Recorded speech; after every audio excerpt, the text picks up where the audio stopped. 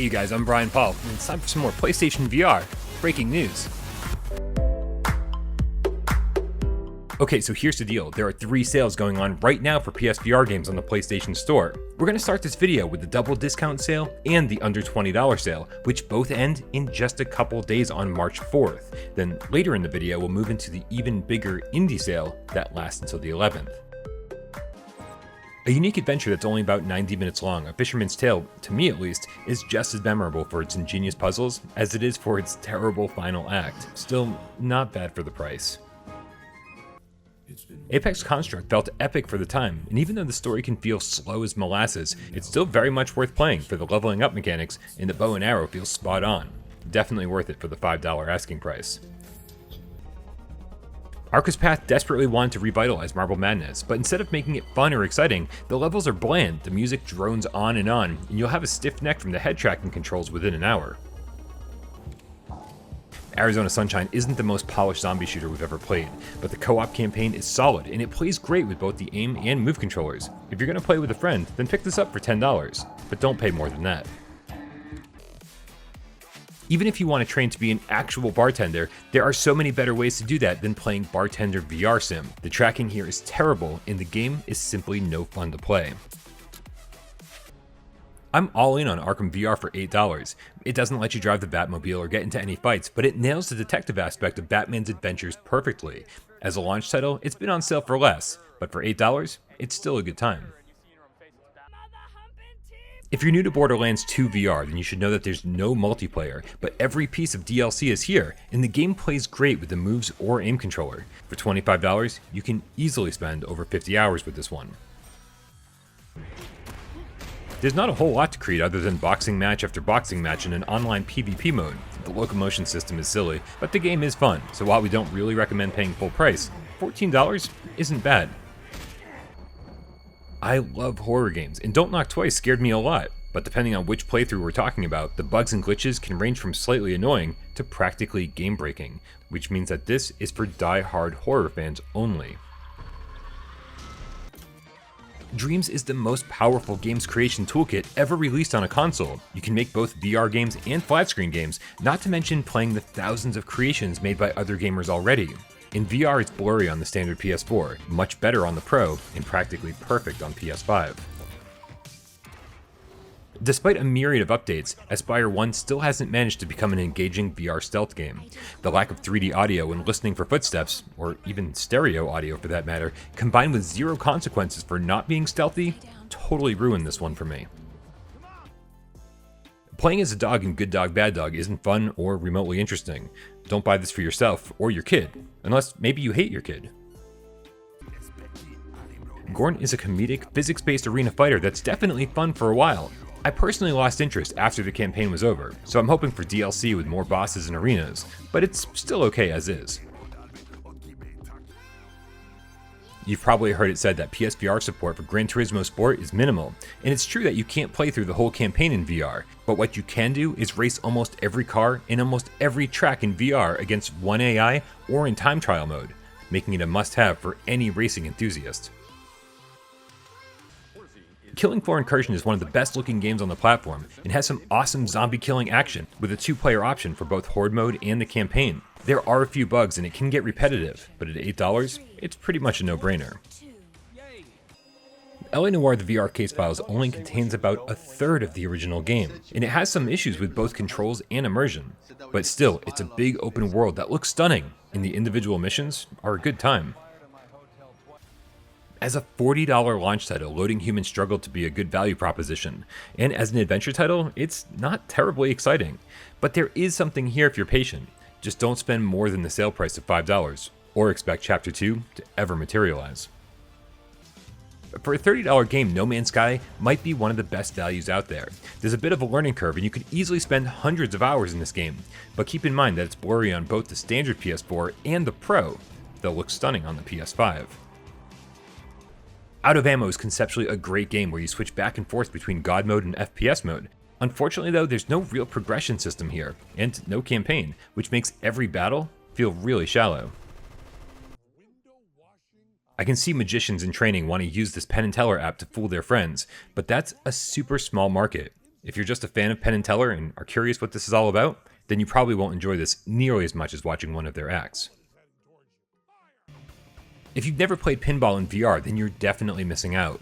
The Ultimate Bundle includes every VR table available except for the Universal and Walking Dead tables, so if you're even a casual fan of pinball, this is a fantastic deal.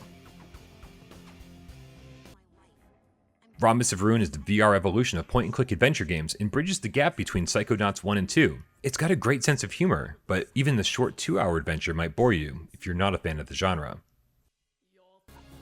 Robinson the Journey is always divisive when it comes up in conversation, but as a graphical showpiece for PSVR, you really can't go wrong. There's no combat, just some exploration and puzzle solving, but the big downfall here is that it simply doesn't work at all on PlayStation 5. The title of Ski Jumping Pro says it all. You do jump after jump after jump after jump until 90 minutes later you've beaten the game and unlocked everything. For a couple dollars I could see someone being slightly interested, but there's really nothing here to justify a purchase. Skyworld is a pretty decent strategy game that's deep enough for fans of the genre, but inviting enough for noobs like me. The difficulty ramps up fast, and a 2-player online versus mode adds a ton of replayability. Sprint Vector feels like a kart racer with plenty of power-ups and shortcuts, but unlike a kart racer, you'll be moving your arms and getting an insane workout when competing in 8-player online races. This is still one of Survios' best games. $24 is a pretty insane deal for one of last year's best games. Star Wars Squadrons includes a full single-player campaign that'll teach you the ins and outs of a lot of the starfighters, knowledge that'll come in incredibly handy when you take the fight online. The Curious Tale of the Stolen Pets is a fun, relaxing game that'll have you peering into each of the miniature claymation worlds for collectibles and puzzle solutions. It's a charming game that's perfectly priced at under $7. Half of Onslaught is a drawn-out campaign that doesn't do the TV show justice, while the other half is made up of fun, frantic scavenging runs through the zombie apocalypse. It's not great by any stretch of the imagination, but at this price, you could certainly do worse. I know there's some love for Time Carnage out there, but personally, I found it to be a fairly generic wave shooter that killed any feeling of danger by surrounding me with a shield that kept enemies at bay. Torn's stylized world and telekinesis device made it a game I desperately wanted to love, but the boring story, and even worse, horrible puzzles that repeat throughout the game, made it an absolute chore to get through. Only one mode in Touhou Kabuto 5 is in VR, and it's a bare-bones fighter that would have felt outdated 20 years ago. As a challenging and addictive roguelite sword fighter, Until You Fall is one of PlayStation VR's best games. It features an awesome soundtrack and art style, and will take you forever to master, even on the easiest difficulty. Horrible aesthetics are one thing, but the inconsistent physics in VR Ping Pong are simply unforgivable. The developers went back to the drawing board with VR Ping Pong Pro and managed to deliver some really nice environments, but also managed to make the physics even worse. Avoid this one at all costs.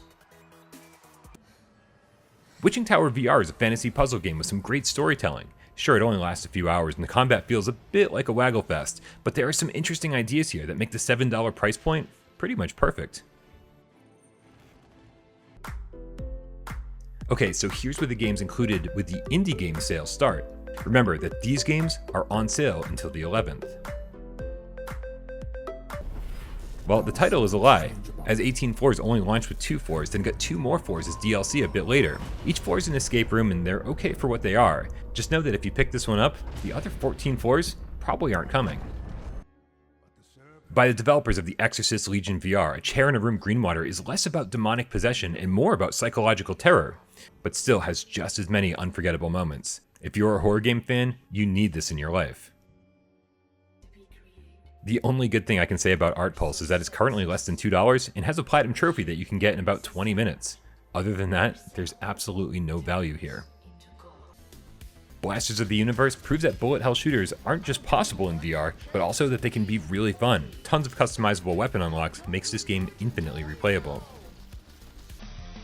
Less of a game and more of a fitness app, Box VR has you punching your target similar to Beat Saber. It's way cheaper than a gym membership, has a ton of songs included, and with the free Fit XR overhaul coming soon with better multiplayer options, you'll definitely get your money's worth. Brainbeats adds some new mechanics to the Beat Saber formula, but the mapping is random and lackluster and makes this game feel like a cheap imitation rather than an evolution of the genre. Despite some long and frequent load times, Budget Cuts offers up a really unique stealth experience that works perfectly with PSVR's move controllers. The launch price of $30 did feel excessive, but $15 feels perfect. Fishing simply isn't a video game genre I'd ever care about outside of VR, but inside of VR, Catch and Release is the fishing game champion. You row the boat yourself, explore, catch fish, and simply enjoy the great outdoors. At launch, Cave Digger was all about going down a single mineshaft and mining the walls for gems. But with the free update, you can now explore the town, hop on a train, and head into the caves. It's a lot of content for just $5, even if it does get repetitive fast. Coaster might be the worst roller coaster game I've ever played in my life. There's only a few coasters, each with boring environments and zero sense of speed. 3 versions of Darkness Roller Coaster appear on the PlayStation Store, and guess what? They're all equally bad and just attempts at separating you from your money. Even for $5, this feels like a waste. Akimbo Edition and Anniversary Edition should have been free updates, not entirely new games. Even for $2, I have to say that Darknet really isn't worth your time unless you really like Minesweeper type games and want to don a VR headset to play one. One of the most challenging wave shooters I've ever played, Dick Wild has a silly sense of humor, great weapons, support for dual moves, and the aim controller, but it's also really unforgiving. Get ready to dodge incoming attacks and memorize enemy patterns if you want to even come close to beating this one. Much easier than the original, Dick Wild 2 lets you team up with another player online and head down a raft together on a river. There are tons of weapon upgrades which add a lot of replayability. This one's a lot of fun. I've never watched even a single episode of Doctor Who, but Edge of Time doesn't care about that. It lets you dive right in and gives you just enough exposition to get the idea. It's not the greatest puzzle game. In fact, the puzzles can drag this game down big time, but there were just enough memorable spooky moments to keep me interested. Dream Match Tennis is shockingly the only tennis game on PSVR, and it's actually really good. Don't expect much from the campaign, it's literally just match after match with nothing in between, but the physics are spot on, and it now supports 2-player online PvP. Drone Striker reminds me of an arcade rail shooter from the 90s. It supports the moves and the aim, and even though it feels a little light content-wise, it's also really cheap, and if you're like me, you want as many of these games in your library as you can get. I've had mixed feelings about Evasion over the last couple years, but it's actually a pretty fun co-op shooter, especially for the sale price of $10. 2 players can go through this bullet hell FPS together, taking down wave after wave of bullet sponge enemies. It's not a bad way to spend an afternoon. It's hard to argue with the $15 price point on Warzone, but with Star Wars Squadrons on the scene, it's going to struggle to find an active player base. At least with the Warzone upgrade, there's a lot more single-player content than there was at launch. It's true that Five Nights at Freddy's is just a collection of minigames, but they're terrifying and learning to perfect each one will keep you busy for hours. But if you're going to buy this one, make sure you pick up the bundle that includes the Curse of the Dreadbear DLC for just $2 more. Some of these levels are even better than the original. Form leads you into an abstract world with sights and sounds that are pretty cool, but the puzzles are shockingly simple and the game is really short, so it feels more like a VR experience than an actual puzzle game. There's a lot to like about Freediver Triton Down. You're on a capsized ship desperately looking for a way out. The intensity is definitely there, and swimming with 2 move controllers pretty much feels perfect. The only drawback is the short runtime of about 90 minutes. Bringing Fruit Ninja to VR made the game way harder than any of its flat-screen counterparts, but it's still fun. Too bad there are only a couple of game modes, and none of the cool unlockables that made the original so addictive. Ghost Giant takes elements of old-school point-and-click adventures, throws in a lovable cast of characters, and tells a story about friendship, family, and depression that'll likely hit home for a good number of gamers. There are even collectibles that make replaying each stage pretty fun. There's something about Gun Club VR that's endlessly addictive. Yeah, it's basically a wave shooter, but the challenges are really fun and the weapon variety and customization are practically endless. Plus, with the brand new paid SWAT DLC currently available, there's even more Gun Club VR out there if you want it. Essentially a VR version of Galaga, Gunjack is set in the EVE universe, but feels like a mobile port, well, because it is, and offers no upgrades or rewards between levels. But for $3, it's pretty fun. The first 5 seconds of Heavy Fire Red Shadow has you sitting stationary in a level, firing at waves of oncoming soldiers and vehicles, but then that's all that happens, level after level after level. It gets boring fast, and never gets better. Home Sweet Home is a great horror game and actually has some really decent stealth mechanics. The only downside is pretty major. The game crashes in the exact same spot every time, forcing you to switch over to the flat screen mode to get through it successfully. Hotel R&R puts you in the shoes of a rock star who made a deal with the devil and has to destroy hotel rooms he's occupying. The destructible environments are great, and there are a ton of new items and weapons to buy between stages. One of the most criminally overlooked escape rooms on PSVR is I Expect You to Die. The developers over at Shell Games knocked it out of the park with great controls, environments, multiple solutions to each puzzle, then brought it all home with 3 huge pieces of DLC that essentially doubled the size of the game for free. Trust me on this one, you won't be disappointed. There are a ton of cooking games on PSVR, and I'm Hungry is surprisingly one of the better ones. That is, if you can deal with the pretty horrendous blur. In Death has literally never been on sale since launch, and now it's only $12 with Plus. It's one of the better roguelites on the platform. Gets very difficult very fast, but is also extremely addictive. Pick this one up while it's cheap. Island Time VR simplifies the survival genre by putting you on the smallest desert island with a crab that's voiced by Greg Miller. And every time you play, you try to get a little bit further. It's not bad, but there's also not a lot here. Job Simulator is a PSVR classic that gives you jobs to do and plenty of things to pick up, throw, and experiment with. If you have a kid in your family, or you just like goofing off in VR, then this one's probably already in your library. Dismantling a bomb in VR while your friends walk you through step-by-step reading instructions outside of VR will have you on the edge of your seat. It's a great game to play with a friend or even in a party setting if you can keep everyone focused. Essentially an update to Mike Tyson's Punch-Out!, Knockout League is less about brute forcing your opponent and more about observing and learning patterns. Plus, it's also a fantastic workout at a great price. Kona has a few issues. It's blurry and has forced click turning, but it's also a full-length adventure in the vein of Twin Peaks or The X-Files, and there's really nothing else like it on PlayStation VR. It's certainly worth checking out for the $4 sale price. As a fan of survival games, I loved every bit of Mars Alive. Stranded alone on Mars, repairing outposts and vehicles, I couldn't wait to see what was around each and every corner, until I found out that there wasn't anything around any corner. So the mystery was great, but the payoff was practically non-existent.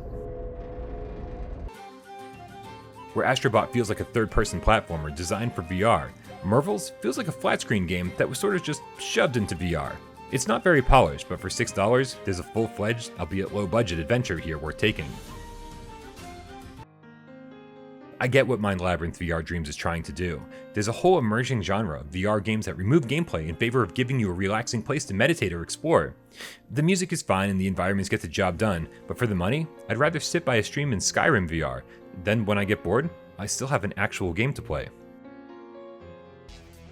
I had a lot of complaints about Mini Motor Racing X at launch, but the developers did a great job of basically fixing them all.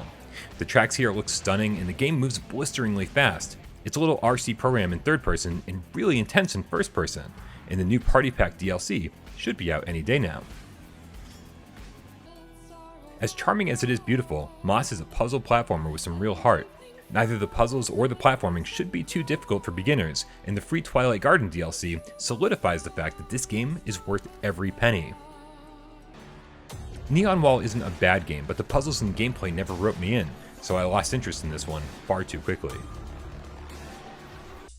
Never Out lets you walk on walls in order to solve puzzles and make your way to each cube's exit, but the opportunity to make this game really immersive and make your stomach twist with every step was sacrificed in favor of comfort, which in turn made it feel bland and repetitive. Operencia is a decently long grid-based dungeon crawler that keeps things interesting along the way, with new party members and special abilities to discover, but the VR mode has a strange sense of scale, blurry graphics, and I actually found it much less fun to be played this way. There are a few frustrating moments, but if you're a fan of the genre, you'll probably enjoy this one. I'm envious of everyone who loved Paper Beast. I'm a huge fan of artistic indie games, but Paper Beast puzzles don't feel rewarding, the teleportation and click turning feel cheap, and the art direction simply doesn't do it for me. Luckily though, it sounds like I'm in the minority on this one, so if it looks like your thing, you might want to check out a few other reviews first. Paper Dolls is way too dark, and regardless of whether you use the DualShock 4 or the Move controllers, it has one of the worst locomotion systems of all time. That said, there's a solid 6 to 8 hour game hiding beneath all that, but only the most patient horror fan will want to push through its problems to play it. Clocking in at around 3 hours or so for your first playthrough, Paranormal Activity is absolutely terrifying. There aren't many puzzles other than figuring out which door to go through next, making it feel a bit more like a walking sim than anything else.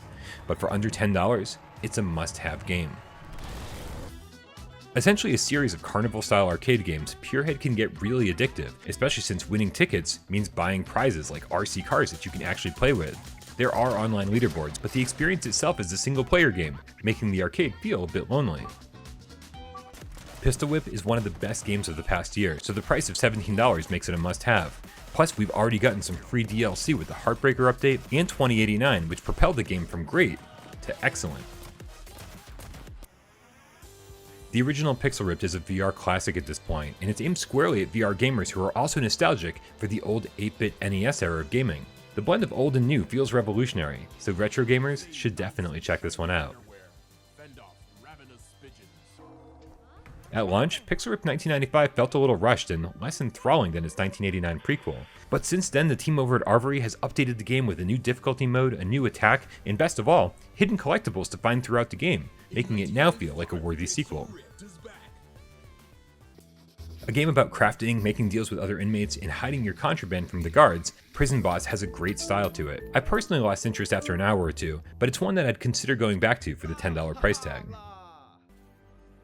Red Matter is one of PlayStation VR's better games with stunning environments, a well-told yet unobtrusive story, decent puzzles, and great move controls that makes everything you do feel tangible. Definitely a must-have game, especially at this price. Most of Roller Coaster Dreams is spent in flat screen mode, raising money and building your park, leaving the only VR element, the part where you actually walk around the park going on different rides. I didn't enjoy the non-VR stuff, so I ended up going online and checking out other parks that other people made, which alone might be worth $4, but probably not much more than that. Wingsuit Racing somehow translates really well to VR, especially if you turn on a fan, and when you add in 8-player, online multiplayer, free DLC, and a single-player free flight mode, Rush VR becomes a must-have title. Developed by just one person, Separation is one of my favorite games of the last year. The design of its open world is brilliant, the puzzles are smart, and the music is unforgettable. This is the first time Separation has ever gone on sale, and if you don't mind a quiet, introspective journey, it's a must-have title. Shadow Legends campaign clocks in at around 4 hours, with maybe another 2 hours required to get to Platinum. But those 4 hours are so much fun! The worlds are insanely immersive, with tons of ledges to climb, animals to interact with, enemies to fight, runes to find, and more, making this worthy of the 2 awards it won on our recent PSVR award show. And for $15, you really can't go wrong. Like most games by developer Immersive VR Education, Shuttle Commander tries to combine gameplay with historical record and ends up being neither fun or very educational. Affectionately referred to around here as dodgeball guns, Smashbox Arena pits 2 teams of 3 against each other with plenty of power-ups and strategies to keep things interesting. The lobbies have been dead since launch, but for $5, it's worth picking up and holding on to until we can organize a game on Discord at some point. I recently jumped back into Space Rift and realized that PSVR games have come a long way in the last few years. There's still an interesting adventure buried beneath the horrible voiceovers, but $5 is probably the most I'd be willing to pay at this point. A 1v1 online sport, Spark was the only game I played for a month straight, and none of us could get enough back at launch. Luckily, the game still holds up, and when you want to play, you only need one other person to get a game going. Sports Bar VR was a cool place to hang out before we got Rec Room. Now it seems a bit limited, and the last time I played, I had a ton of orientation and tracking issues that kept me from ever wanting to return to it. Squishies has been the butt of a lot of jokes around here for the last couple years, and unfortunately, most of them are warranted.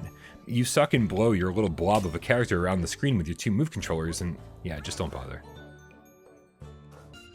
I really enjoyed the experience of walking around Summer Funland's theme park, but only a few of the rides, and even fewer of the arcade games, are anything you'd want to do more than once. It doesn't help that the Sports Island DLC hasn't materialized on PSVR yet. Superhot's time-only moves when you do mechanic is pretty unique, and despite what might appear to be plain graphics and stark white environments, it's actually a really immersive, incredibly addictive game. Blasting through the campaign won't take long, but the endless modes are, not surprisingly, endlessly replayable. I'm sure there will be plenty of Surgeon Sim VR defenders out there, but the awful controls here didn't make me enjoy the game in a way that other intentionally convoluted games like Octodad and QWOP did. Instead, it was decidedly frustrating, not fun, lacks the alien autopsy level of its PC VR counterpart, and hard to recommend at any price. A physics-based wave slasher, Swordsman VR is very much a living game. It seems that every week the developers are experimenting with new updates, adding timed events, implementing horde modes, and the roadmap for the game suggests that these types of iterations won't be ending anytime soon. Second only to Resident Evil 7 as the most scared I've ever been in a headset, The Exorcist Legion VR dabbles with, then submerges the player in demonic themes and scenarios. Highly recommended. I love the first half of The Mage's Tale. There are some interesting puzzles, spells, and recipes that let you customize the way you fight, and a decent story. But the back half of the game gets extremely tedious with backtracking, nonsensical puzzle rooms, and a heavy focus on aimless wandering. Not bad, but certainly not nearly as good as it should have been. The Perfect Sniper has you shooting bad guys from rooftops and out of the back of cars during high-speed pursuits. Unfortunately, it doesn't last long, doesn't have much replay value, meaning it's worth a couple bucks at best. Bringing the iconic flat-screen series into VR was nothing short of a miracle, and the Room VR: A Dark Matter was memorable from beginning to end. The puzzles are exactly what you'd expect from a quality escape room, and the dark, twisted vibe was absolutely perfect. Yep, it's another wave shooter. There's a lot to like here, but the walker doesn't let you walk around the environments, severely limiting its appeal. For my money, I'd rather play Brookhaven. We've said it again and again, The Walking Dead Saints and Sinners is one of the best games on PSVR. You can play however you want, but no matter which path you choose, you'll need to scavenge as many materials each day as possible to craft the weapons and upgrades of your choice. I have to say that I like Titanic VR better than most of Immersive VR Education's other titles. Some of the exploration is fun, but it's still only okay at best, and the 360 video of the sinking ship is flat, dark, and unimpressive. If you're a fan of Rick and Morty, then Justin Roiland's Trover Saves the Universe is an absolute no-brainer. The humor is ridiculous and frequently over the top, and it's all accompanied by a fantastic third-person platformer. I love what Charm Games is trying to do with Twilight Path, but the game loses its way far too quickly. It takes inspiration from some of my favorite movies and anime, but understays its welcome without giving you a chance to care about anything that's going on. Unearthing Mars was an early VR title that tried to do a little bit of everything, from exploration, mining, storytelling, and even first-person shooting, but ends up failing on pretty much all counts. With the sequel to Unearthing Mars, the developers attempted to deliver a much more focused product, a first-person shooter with aim support. It's not bad, but there's no full locomotion, and the boss fights mostly devolve into QuickTime events. Maybe wait for a better sale if you're interested. Alchemy Labs attempted to evolve the job simulator formula with this follow-up, and personally, I think they absolutely killed it. It's fun to explore Vacation Island, see what the bots need and play minigames, making this a pretty fun game for the whole family. How much fun would it be to be a giant robot destroying a city in VR? In V-Robot, the answer is simple. Not fun at all.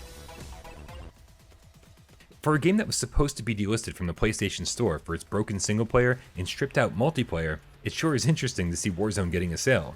Avoid this one at all costs. If you're curious to see where Sin Studio came from before making Swordsman VR, you could do a lot worse than this generic wave shooter for $3. It's not good compared to the infinite number of other wave shooters available on PSVR, but I do love the real-time in-game store that you need to bring up to buy new weapons and ammo on the fly, all while being attacked by enemies in every direction. Alright you guys, it's all the breaking news I have for you today, but make sure you subscribe to the channel so you can stay up to date with all the latest PlayStation VR reviews, Let's Plays, podcasts, and of course breaking news. As always, I'm Brian Paul, and I love you all.